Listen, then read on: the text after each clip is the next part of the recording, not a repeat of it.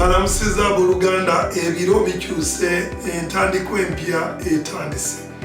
Wano ku UCC Ekasubi tulina olukuŋŋaana olw'obwetowaze wano ku UCC olugenda okuba nga lutandika ng'ennaku z'omwezi 31 Oktoba. Olukuŋŋaana luno lujja kutambula paka ng'ennaku z'omwezi 5 Novemba. Lujja kubeerawo wano ku UCC mu kizimbe, ate lujja kuba ku mikutu mutaba bantu era lujja kuba ku TV ne ku rediyo yo. Tusaba obeere kitundutundu ku lukuŋŋaana luno nga era lujja kubaamu n'okufulumya akatabo akawandiikibwa omulabirizi nga tannagenda kuba na mukama waffe, akatabo k'obwetoowaze. Tusaba oyimirire naffe mu biro bino eby'enkyukakyuka n'entandiko empya. Tunaasanyuka ng'oli naffe. Kama kumukisa.